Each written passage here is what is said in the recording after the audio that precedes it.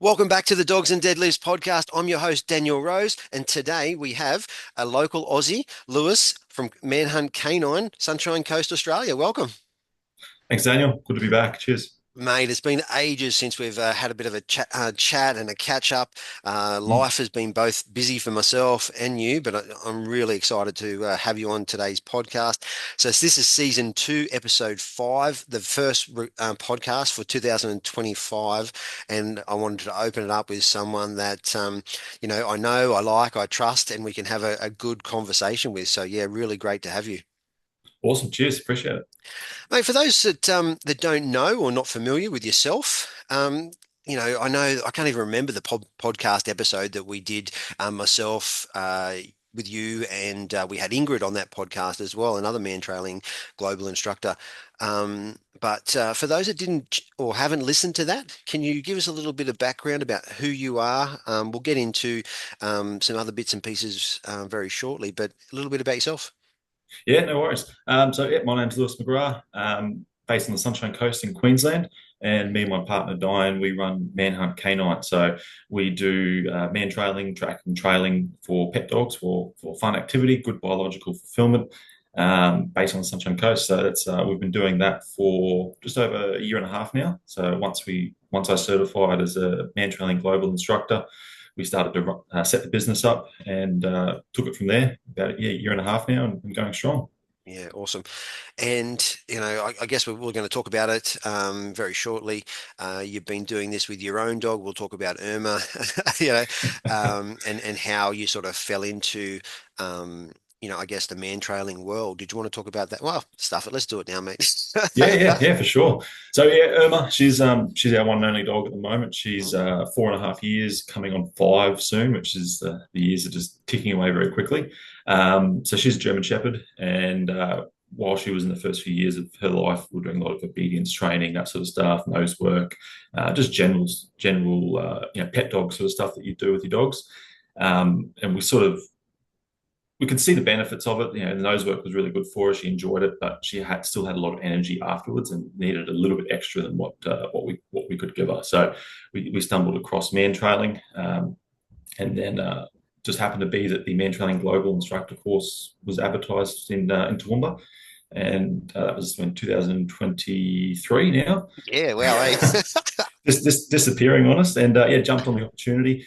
Had a little bit of experience because I'd started tracking with Irma for probably about 6 months prior to the instructor's course, so it was a good little bit of foundations that we'd already had, and by that point, I'd known that she really enjoyed the activity. It gave her a nice outlet, both physically and mentally, to put her drives into something that was beneficial.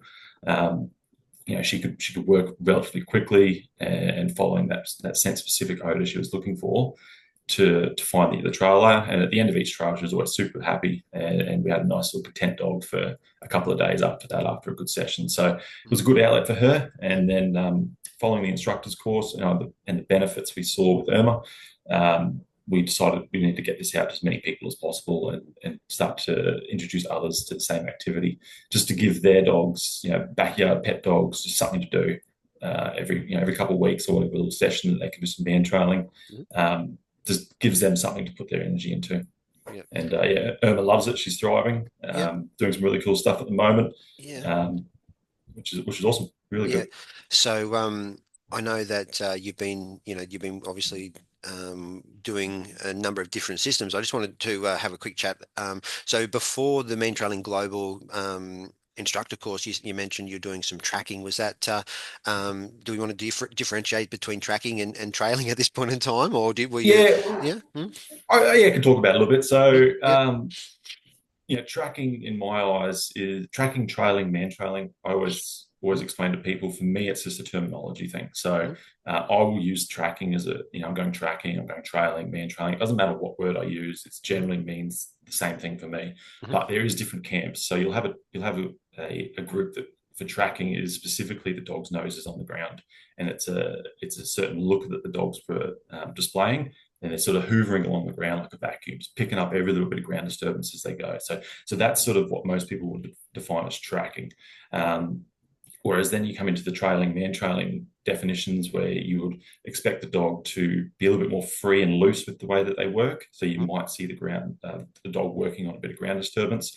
But at the same time, you might also see the dog lift their head up and start following a bit of air scent or blown odor in a certain direction. So that sort of stuff there with trailing, man trailing is the freedom for the dog to choose whatever method they need to work out that scent picture and get to the end goal of finding the person. So for me, it's all the same. But what we'd initially started with Irma about 6 months prior Yep. um, was the GA canine system. So I was Yep. working with going through one of Jeff Shetler's books, 2 weeks of operational tracking, Yep.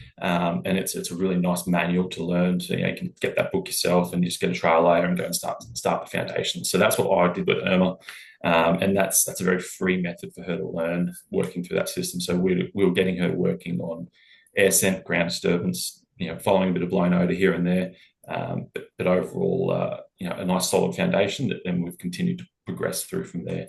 Yeah, for sure. And I guess, the reason that I bring that up is because it's what most people ask us, right? Whether it be online or face to face, what's the difference between Mm. tracking and trailing? And you mentioned the word loose and that, in regards to me, it's very dynamic, and it's Yeah, not, and as you mentioned, it's not as rigid. And we're not looking for points, and exactly. we're not following the exact point. We can deviate, or Mm. the dog can deviate, to a shorter path if required. Yeah. Yeah, 100%. It's the dogs already can track. That's like Mhm. they can follow a scent trail. That's ingrained in them from birth. So Yeah. we don't need to necessarily show them how to do it. If Hmm. we try to show them how to do something they already can do, we're just going to get in the way and make it complicated for them. Hmm. Hmm. So we naturally let them do what they already know how to do, Hmm. and we just make sure that we're setting our trails accordingly so Yep. that they can learn the lessons that we want them to learn in that process. Yeah, for sure. So yeah, like I said, I just wanted to bring that up straight up. You mentioned it, and it's one of the biggest or the most frequently asked questions we get, right? So Yeah. so from there, you've in your personal life, you started with the Mantrailing Global system, and that week was fantastic. I thoroughly enjoyed it, and I know that you guys did as well. And I hosted that particular instructor's course. Yeah. Yeah, it was Um, awesome. you know, and we spoke about it off camera a little bit earlier. It was very good in regards to, being able to go through a system, right? This is A, B, C, D, for Hmm. clients, and the fact that the different types of starts, the line handling drills, etc. They were all great benefits to us. There was business skills that we learned and how to set up. So certainly, I highly recommend it, and I know that you do as well, right? And I Yeah, believe for that sure. there's some new dates coming out for June, July 2025 here in Australia, but I believe Mantrailing Global have also got a number of instructor workshops around the world. So if you are listening to this and by the end of it you're thinking this might be something for you, right now I'll give them a little pitch, jump on and have a look and see if this is something from a dog training business point of view or an instructor point of view that you might be interested in. Yeah. So from there, we'll segue a little bit. You set up the business. Sunshine Coast is beautiful. I love the Sunshine Coast. You found some locations. I guess, let's talk about, setting up the business, found Yeah. the right locations, because I know that we've got some other instructors and other people going, on the hunt for locations, and they're Mhm. finding it a little bit difficult, right? Yep. Yeah, for sure. So for me, location is the biggest thing. You can do it just about anywhere, but if you're going to make it as easy and clear for the dogs, you want to get that ideal location. So for me, what I was looking for location wise on the Sunshine Coast was nice and quiet areas without human activity or very minimal human activity. So when we started running our introduction to man training workshops, we were lucky enough to have a industrial estate just down the road, which still had a lot of vacant properties on it. So nice long grass where you don't get too much activity in those fields. So we could utilize those fields a fair bit as well. Um, but the other location that we frequented quite a bit and we're still spending a lot of time in is state forests. Yeah. So the beauty of the state forest is you've got hundreds and hundreds of meters of room. Uh, Once you're in the forest areas, there's very little human contamination. So Mhm. again, when we're working with our beginner dogs, we we don't need to show them how to follow a scent trail. We just need to make it achievable that they can follow the scent trail that we want. And if you have too much human contamination overlying the trail itself or distractions nearby, Mhm. it's going to be very difficult for the dog to isolate the one odor they're looking for and follow just that particular scent. So um, for me, the state forest was ideal. It gives us a very clean slate to work through. No human contamination, no cars zooming past, no other dogs around. It was just Mhm. us and the dog working. So Mhm. it was an ideal location for the dogs to have their beginning foundations starting to be set, as well as long term. So all of our dogs, even Irma, she's always back out of the forest. It just gives us a really nice open slate to work in. Mhm. That way, once they have a solid foundation on what they're actually doing, that they're engaged in the activity, then you can start to bring in your more contaminated areas, go back to your industrial estates. Then you eventually work towards more of an urban environment. Um, if you throw a beginner dog into an urban environment with a lot of contamination very quickly in their life, they're going to have a very hard time trying to navigate that puzzle, working out a scent picture, Mhm. because there's so much other contamination in that environment, and it's going to just be very muddy for the dog to try and problem solve. So for me, it's a bit of a drive to get to Beerwah. It's about 45 minutes from our house. Mhm. So it's still not a close by little location, Mhm. but the drive is worth it. Mhm. So we're down there a couple of times a week at least, just Mhm. utilizing as much of that forest as we can. Mhm. And it's just given everyone and the dogs just an ideal location to work. There's a lot of odor from animals around there, obviously. So, kangaroos, probably foxes, possums, all that sort of stuff hanging out in the forest as well. Mhm. But generally, that's an odor that a lot of dogs can easily overcome if they're working towards a human odor. So, Mhm. it's the human odor that we're trying to isolate and focus on, Mhm. and the animal odors around aren't so much of a concern. And just on that, understanding the right motivation, right? Or the Yeah, that's right. reinforcement. Mhm. If you're trying to expect your dog to work a trail with some dry kibble at the end that they Mhm. get every day for breakfast, lunch, and dinner, Mhm. and that's what they're going to get at the end of the trail, they're probably not going to show as much engagement with the trail, and they're going to just drift off and do their own little thing. Mhm. Um, Using that motivator for the dog that is going to pull them through distraction. So we want them to think that whatever's waiting for them at the end of the trail is the best thing that they can ever think of. Mhm. They're going to ignore everything along the way that's going to possibly slow them down from getting that reinforcer. Mhm. So we're constantly telling people bring out sardines, roast chicken, mince, raw meat, anything you want, but make sure it's high value for the dog. For Irma, we go to Woolies and get a roast chook Yep. before a session. Yep. We pull that chicken apart, put it in containers, and that's her high value reinforcer at the moment.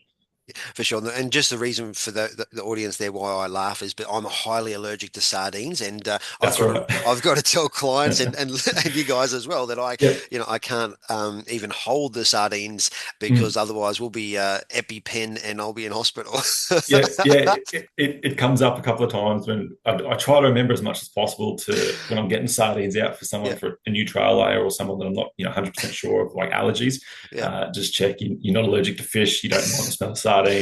You're Yeah. going to be okay. Yeah, for sure. Because yeah, that's right. You're in the middle. Sometimes you're in the middle of nowhere, and it's a bit late to try and get back to a hospital. It's a bit of a reaction. That's right. And I'm pretty sure that we had that conversation early on, right? I was like, no Yeah, sardines, yep. please. That's right. That was the instructor workshop. I remember that.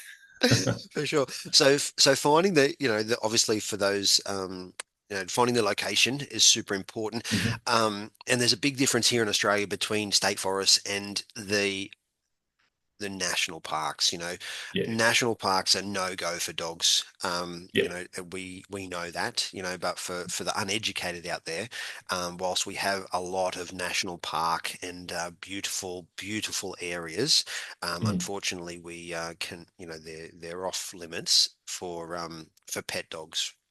Yep. Yeah, Um, that's the thing. So you look for your state forest. Make sure you're not breaking into national park. yeah.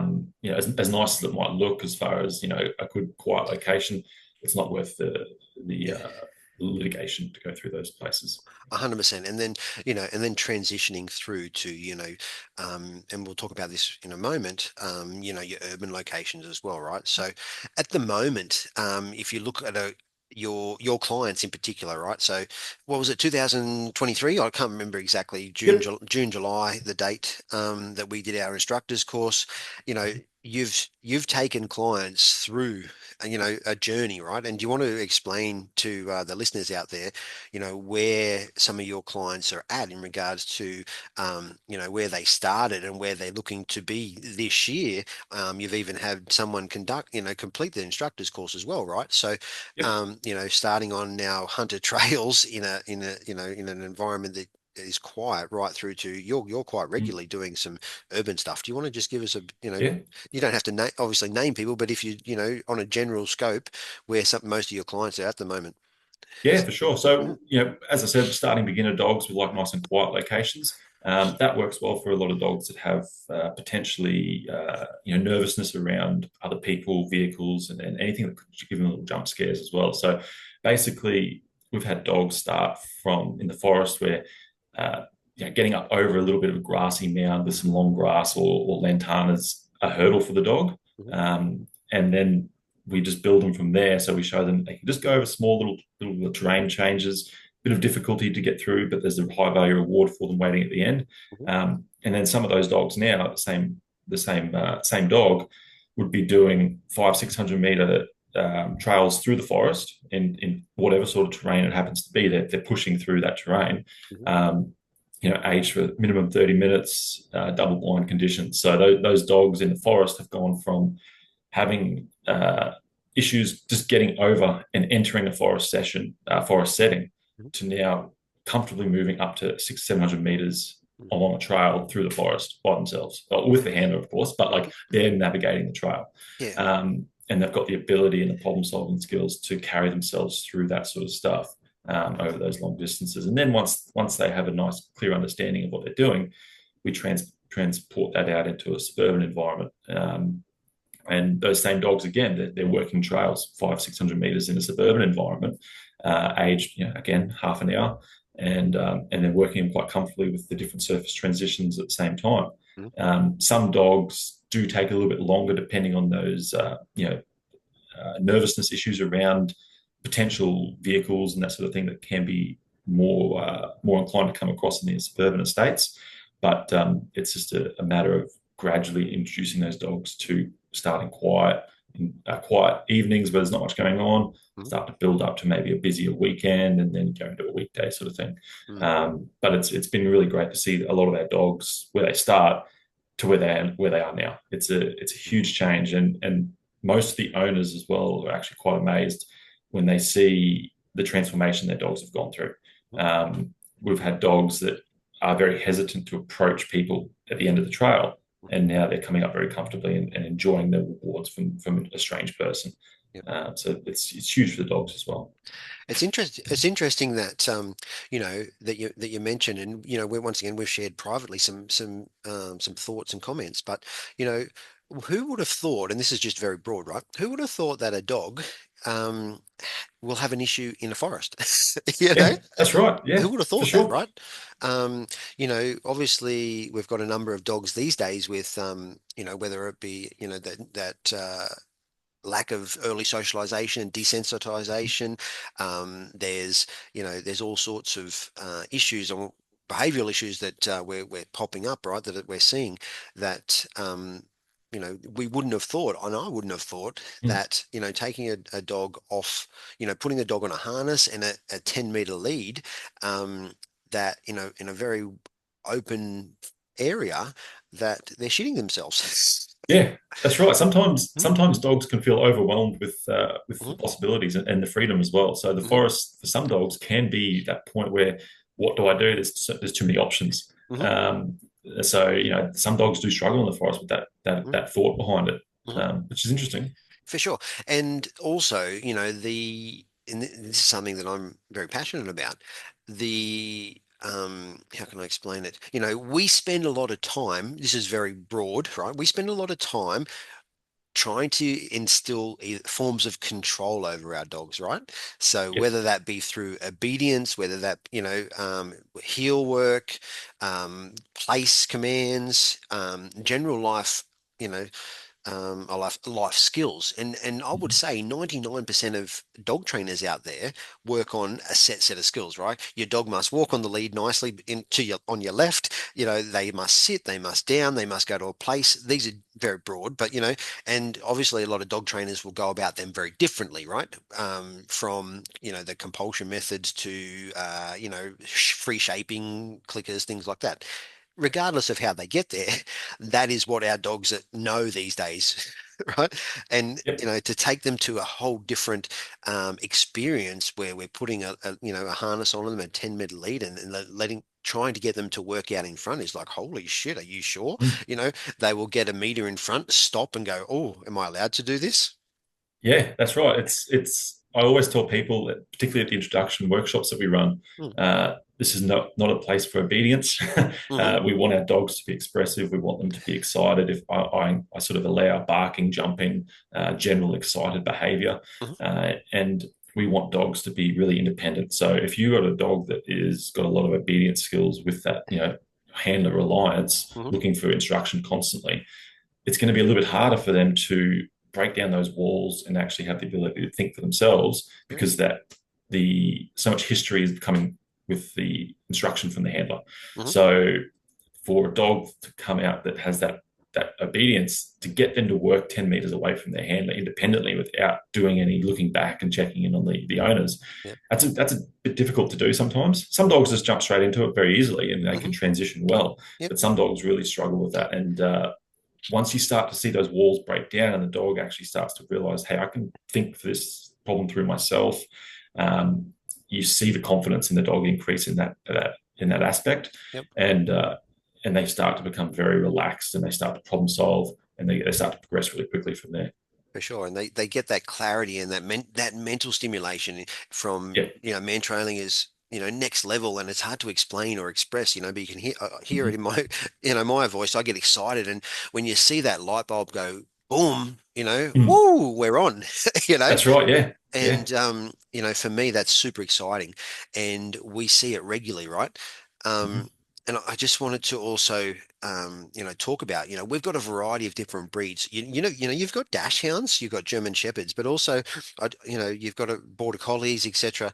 The difference in, let's just say, Irma and Noah. So for the audience out there, Noah, my dog, he's 8.5 year old German short-haired pointer and just crazy nutter.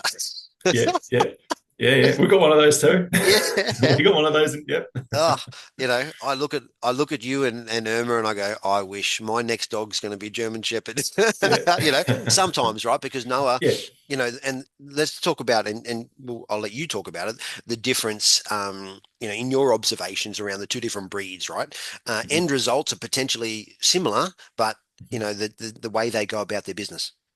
Mm. So with Irma as well, when she's obviously it's easy for me because I handle her all the time and I know her cues and behavior changes, but Yeah. she's very intense at the Mhm. start of the trail and very hard to manage. And that's sort of what I expect for a lot of dogs to become is that they want to be very excited to get started and begin working. So particularly with her, it's a bit of a balancing act sometimes as well. And Noah's Mhm. probably the same. Mhm. We've got a couple of GSPs of a similar sort of style to Noah as well that are very erratic and very excited dogs. And because they're so big and strong, they're super quick Yeah. and hard for the handlers to hold. So it's a balancing act sometimes for those particular dogs between getting the excitement up high, but not tipping into an over aroused state.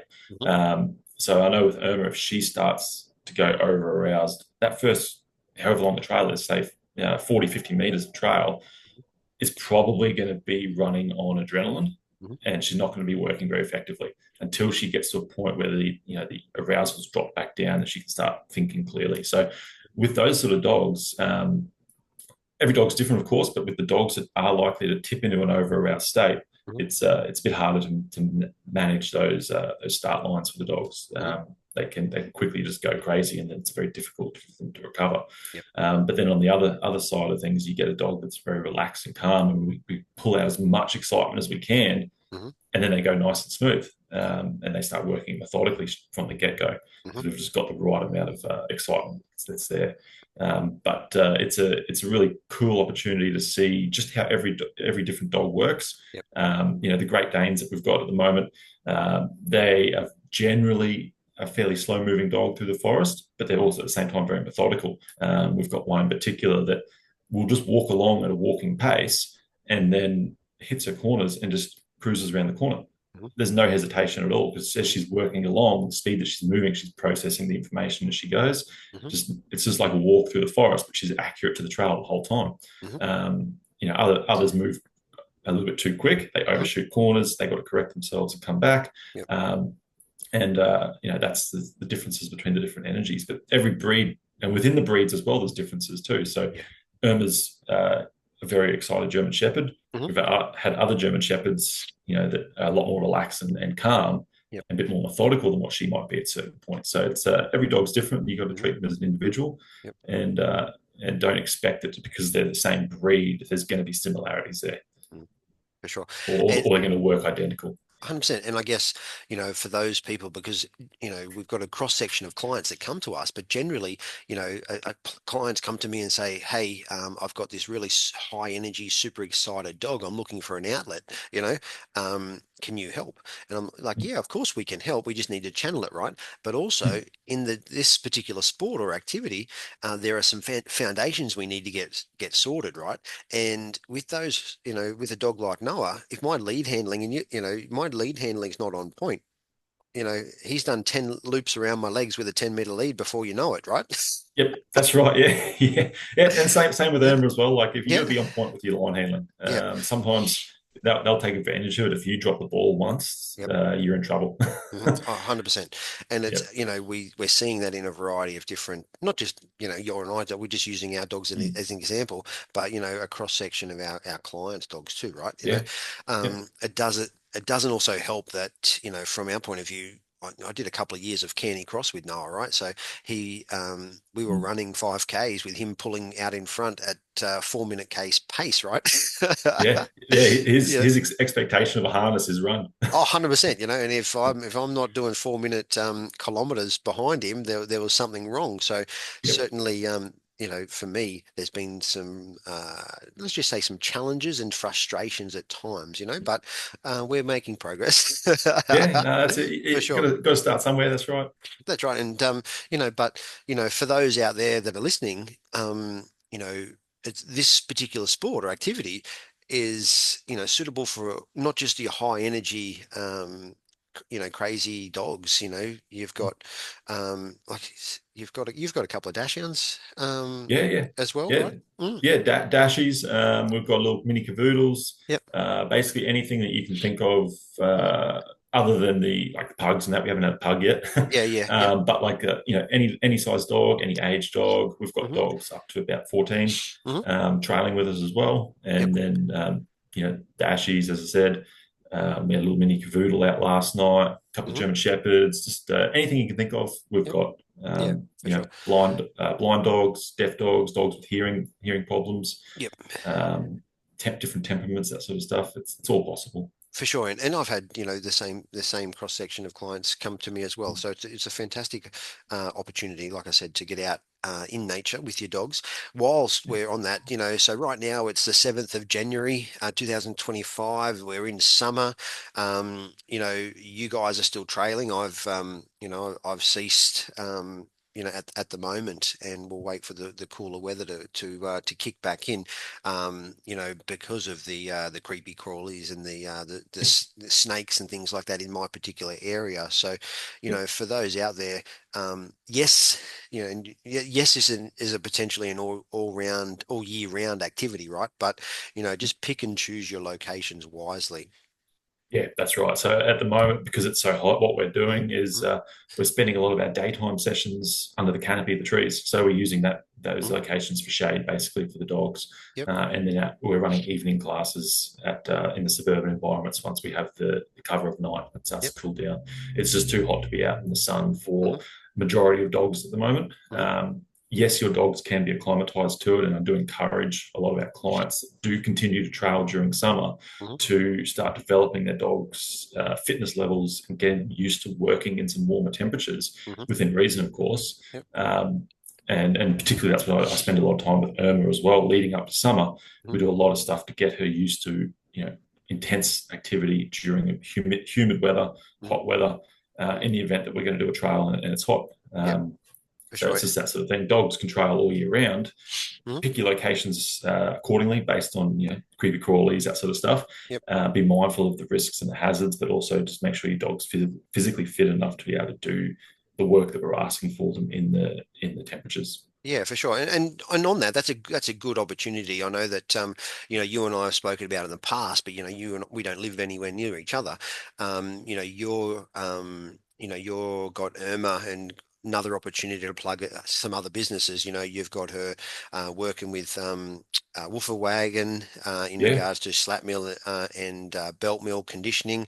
Do Mhm. you want to talk about how I guess your thought process around increasing that fitness and conditioning with Irma to, for her to be better on trails, I guess. Is that, Yeah, yeah, Mhm. yeah. So, what I'll backtrack a little bit. So Yep, we've done a couple of multi-day workshops with Jeremy from Ascension Canine, yep, and they're 4-day workshops in the forest. They're pretty intense on the dogs as far as the work that's required. So Irma would be doing 3 to 4 tracks a day, every day, 4 days in a row. yep. And for the level that she was at, those tracks are quite complex and they can be quite long distances. So leading up to any of those workshops, or in summer, that sort of stuff, and I know that there's going to be some physically demanding work upcoming, I need to start to fine tune her and get her ready for that work. So prior to those events and workshops, we get Mickey from the Wolfer Wagon quite often, a couple Hmm. couple times a month if possible. Hmm. Um, do some sessions with Irma on the slap mill and the carpet mill just to start building the endurance. Hmm. That helps immensely getting her prepared for long-term work in hard conditions, Hmm. as well as the slap mill and the carpet mill. We also go to hydrotherapy with Irma quite often, once a month now, Hmm. Hmm. and that's been also a really good way to develop her with low impact sort of resistance training, Hmm. and that's also been a great benefit as well. And that's when you can start to see, once you do all that work, you do your 4-day workshop, and you just, well, she could keep going. Like, she's been developed to the point where her physical condition is not a concern. Hmm. Now we can actually work on some more complex trails, some longer trails, and she's got the ability to keep going through. Hmm. And we're not worried about her battery starting to drain away because she's got enough energy and physical conditioning behind her to keep going.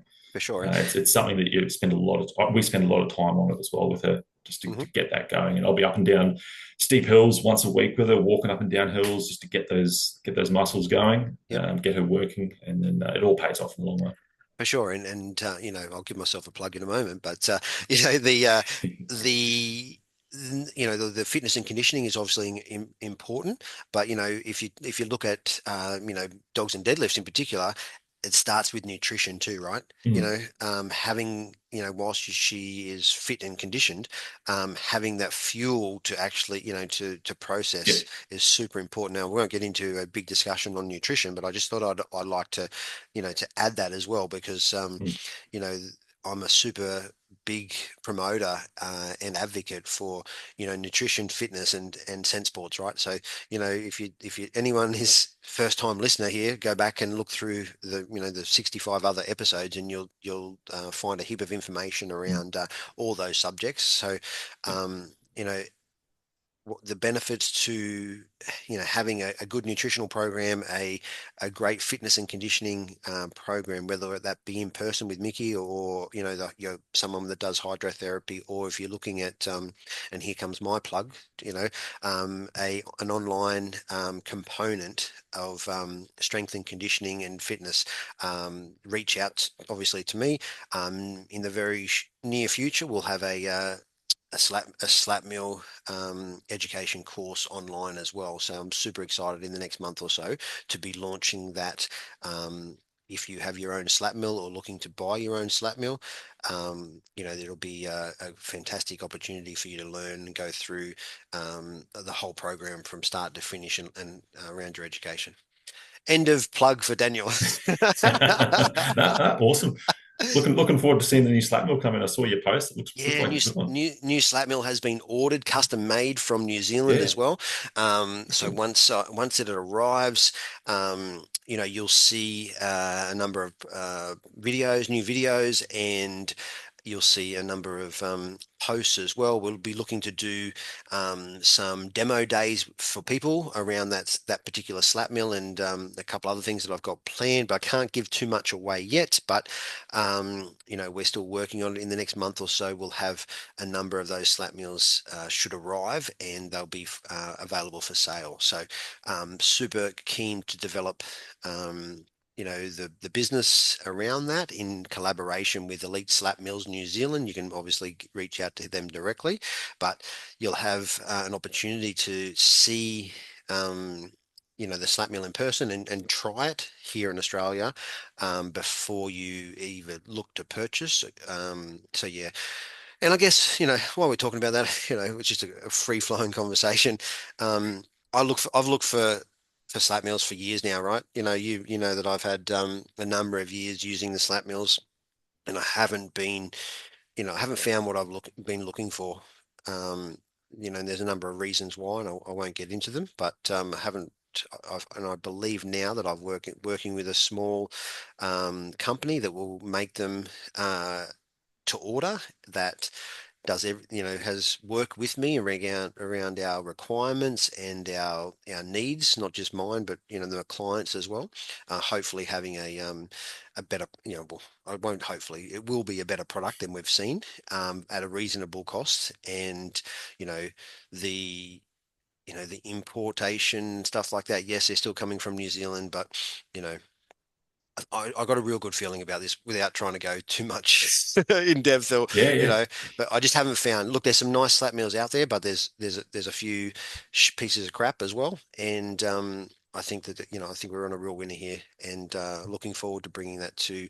I'm going to do some demo days and go back to some education seminars and things like that, because it's been what. It was 2023 when I came to the Sunshine Coast and did a workshop, eh? yeah. Yeah. Yep, yeah, it would have been, yeah, early Mm. 2023 Yeah, or and I did. late 22, maybe late 22. Yeah, it might have been when I did a workshop Yeah, around strength and conditioning there as well. So yeah, this year, my goals are starting to align, and I think that we're going to be on point with some stuff. So yeah, awesome. just summarizing that, waffled a little bit, but summarizing that, fitness and conditioning super important for not just trailing dogs, but for your nose works dogs and your scent sport dogs as well. Yeah. Yep, So for sure. if you're interested in learning more, reach out. But let's move on, mate. All good, all let's good. let's move on. Um, Excellent. so did I'm pretty transparent, right? And you and I talk about this for quite some time, and let's talk about your GA education Mhm, for a moment. Because mhm, even though we're both man-trailing global instructors, we I believe in education, right? And if you mhm, take one little element from someone and implement it to your own dogs, um, great, fantastic, yeah. I don't believe that in a world that you train this way and I train that way, we can't talk to each other, right? So, mhm. we're both very open, honest people. So, we won't, we'll get into a little bit about that, because as you mentioned earlier in the podcast, you got some books, right? That's how you started your Yeah, education. Do you want to talk about a little bit more about that, the couple of things you've done with Jeremy and the certifications that you got with them too, right? yeah, Mm, yeah, for sure. So, yeah, Jeff Shetler, GA Canine. So mm, that's the system that I started with the books. So mm, mm, basically, for me, that was a really good introduction into the world of trailing. The information laid out in the books was super easy to follow. Just made it all very easy to start as well. So you can just grab someone to set your trails, and you've got a bit of an instruction manual to start with. Um, from there as well, I've just continued to read a lot of Jeff's work.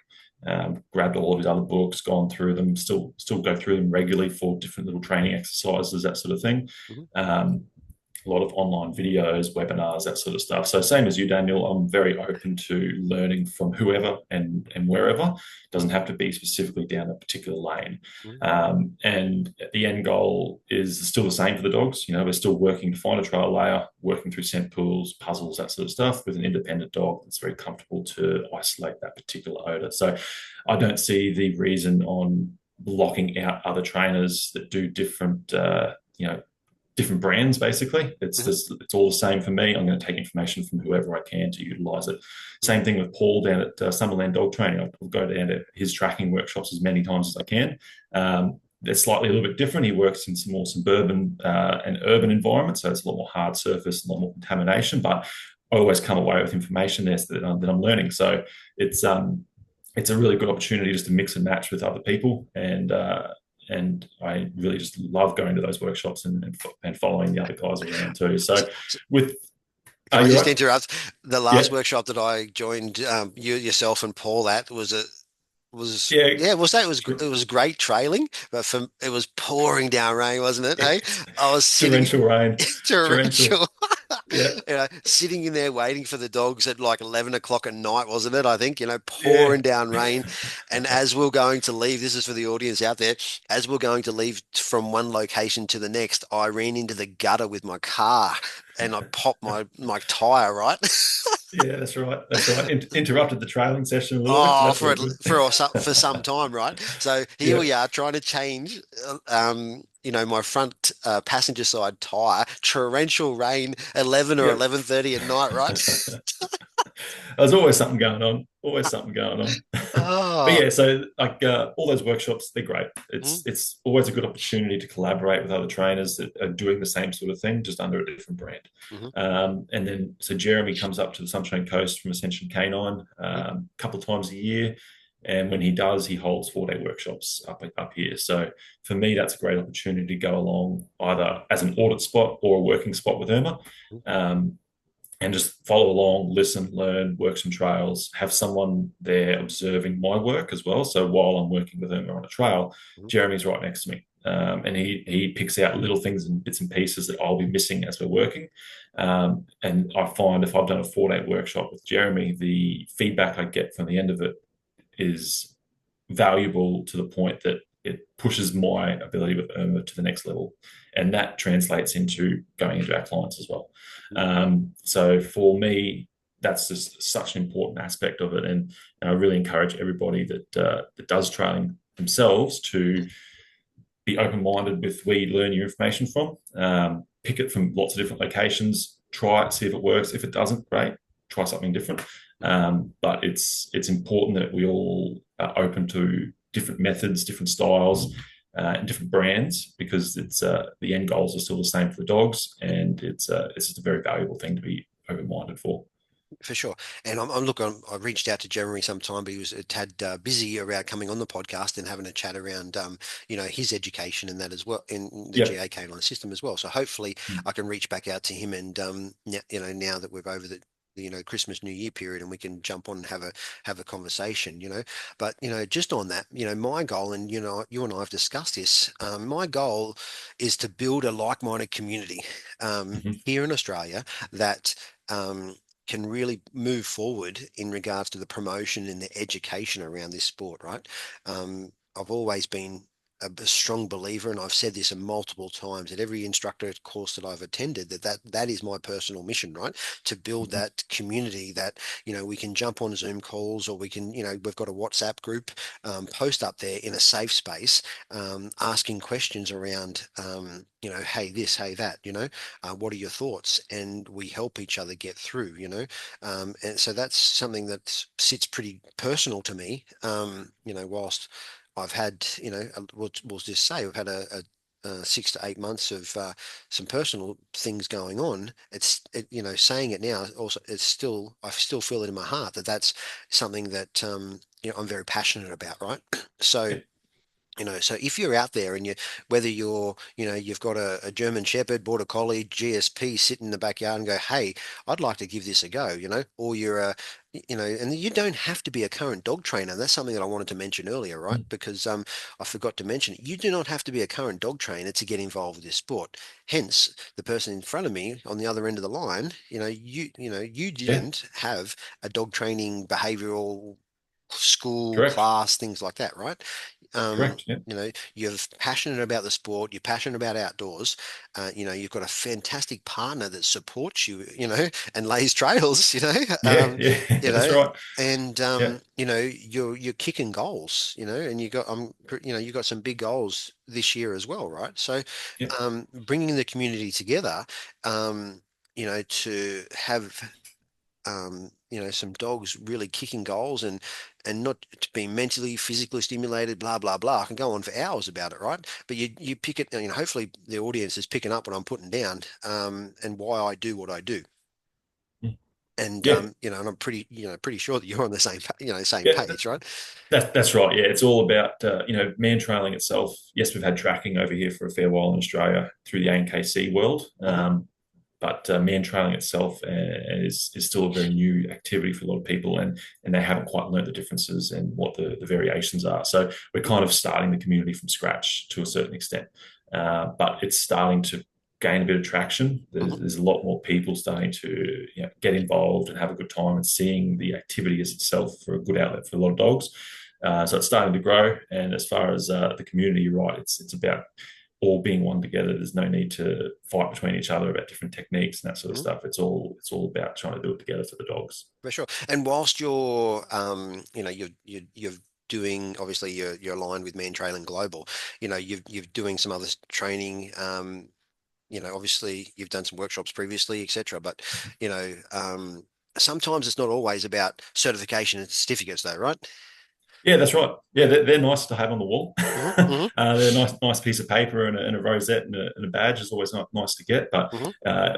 more often than not, that's just like a landmark on where you are. Hmm. So you can see what you're sort of working towards on your next season of trailing, basically. So Hmm. it gives you a kind of like a goal to head towards, achieve that goal, move on to the next one, and keep progressing forward. Otherwise, if I find it with everything in dog training, if you don't have a goal, you kind of just float around and you keep doing Yeah. the same thing. Yeah. 100%. The certifications are nice, not Hmm. a necessity, Yep. but they're definitely nice to get, and they're a good achievement to get for your dog. It's very rewarding. For sure. So, all right, let's, I'm going to sort of start winding our way to an end, mate, because I know that we could spend quite some time here. 2025, what's in store for you and you guys? So for us, we've got a few things planned. Hmm. We're still going to be just running our normal sessions and classes as always, so Yep. that's a given Yep. all year round. Yep. And then outside of that, we're heading down to Bradeswood in February, March, Hmm. down near Canberra. Yep. So Jeff Shetler's actually coming over for a Hmm. workshop, so I've got a working spot down there with Irma. Hmm. Diane's coming down to attend as an audit position as well, so she'll be there with that, which we're really looking forward to. Hmm. We've got a couple of workshops planned interstate as well early in the year Hmm. with another lady down that way. Yep. And then come into the cooler months for us, our students are going to get a lot of attention. So our current trailing teams, we're going to spend a lot of time doing half-day workshops in the forest, hopefully get back out into some suburban environments for some half-day workshops. Hmm. Um, and that's going to allow us to spend a lot of time just working on intricate details along tracks, a lot of age on the trail, that sort of thing. Hmm. During that process, we also start to offer the opportunity for our handler teams to certify under our criteria as well, if Hmm. they choose to. Hmm. So we're going to keep offering that throughout winter and the cooler months, and then come back into summer again next at the end of the year. We'll start bringing in back introduction to man training workshops for beginners again, Yep. and start reintroducing new dogs to the sport. So during the cooler months, we limit our intake Yep. to just focus on our current teams. Hmm. Yeah, for sure. basically. Awesome. So it sounds like it's a jam-packed, especially the first part of half of the year, right? And I'm so Yeah, glad that because I sent you that the link, and I'm so glad that you got an opportunity to yeah, get I to appreciate that. to Yeah, get a working spot on that. We'll talk about that off air a little bit. yep, yeah, But yes, so if anyone wants to, they're having a bit of a conversation, or sorry, they're listening to this conversation and they'd like to get involved, say, hey, this guy sounds pretty cool. I know that we've got people traveling from all over the place, right? And I know that previously you and I have discussed, 2-day workshops and things like that. But right at this point in time, weekends, the first half of the year are solid, right? And mhm. it's super hard to get that happening. But if they want to get involved from either a pet dog, so they're local on the Sunshine Coast, or they're happy to travel to you, or they're a dog trainer and they're thinking about getting involved. This might sound cool. How would they get best go about contacting you? Yeah, any of our social media, so Facebook or Instagram, Yeah. Manhunt Canine Hmm. is the handle for that one. So you can get in touch with us via there. Hmm. Otherwise, you can just jump on our website, manhuntcanine.com.au, Yep. and in there's a contact form with all our details. Yep. You can drop us an email, that sort of thing, and we're pretty quick at getting back to people. That's one thing we're trying to make sure we don't let emails sit unread for too long. We try and Yep. get back to them within a day or so. So Yep. yeah, touch base with us through any of those means, and Yep. we'll try to help out wherever we can. For sure. And on that, I know that the Mantrailing global organization, as I've already mentioned, around they're looking at some instructor certifications, but you can go on their website and see a map of where you are and get your details as well. Get mine, and if it's a little bit far to travel, there's Ingrid there as well, I know, but certainly we will best service or point you in the right direction when we can. So let's wrap it up. Thanks, mate, No worries. for coming on the show, or the podcast, and having a good chat about man trailing and your business and your dogs. I think it's been a really good opportunity for us to reconnect and to talk man trailing. Yeah, it's always a good opportunity to just catch up and talk. Yeah, it's the sort of thing like same as you, pretty passionate about the activity Hmm. and can generally talk about it for a fairly long time. Yeah. Not many people like to sit around listening for too long on that sort of stuff. So it's been great to have a chat. Yeah, no dramas, mate. So if you've liked for out there, if you like this episode, please give it a like, give the podcast a subscribe, and share it with your friends. For today, that's us. Season 2, episode 5, Man Trailing with Manhunt Canine. Thank you very much. Awesome.